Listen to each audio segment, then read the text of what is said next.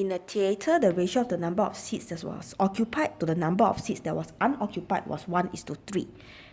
After 369 more people entered the theatre, the ratio became 7:9. So for this question, it is a constant total question. What do I mean by constant total question? Because whether people sit or people do not occupy the places, right? The total number of seats in the theatre will always remain the same. It's just whether it's empty or not. Okay, so this scenario, they can actually do it for different types of questions, but actually it's the same skill. What do I mean? So for example, the number of pages in a book.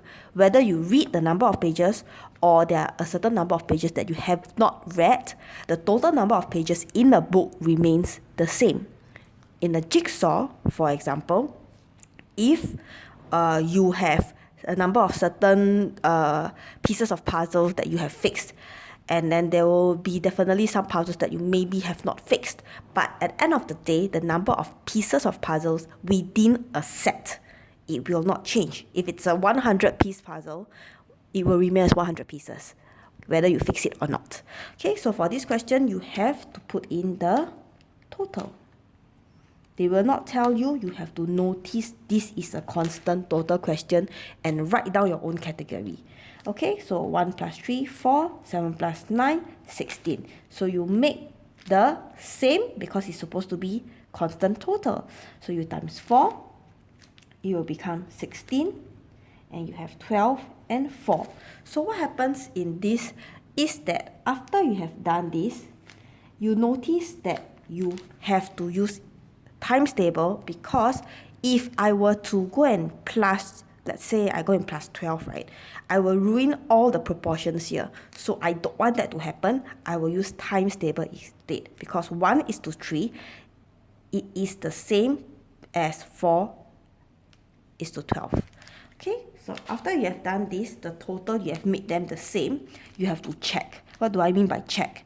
If people occupied the seats because they entered, 369 people entered, right? 4 units should increase. So it increased from 4 to 7. So 7 minus 4, you get 3 units. Okay?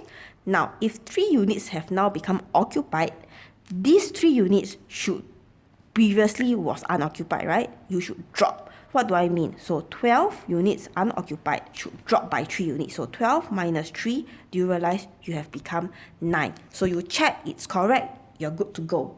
Okay, so once you have gotten these 3 units, it's equals to 369, you can find 1 unit. So you divide by 3, you get 123. That will be your 1 unit.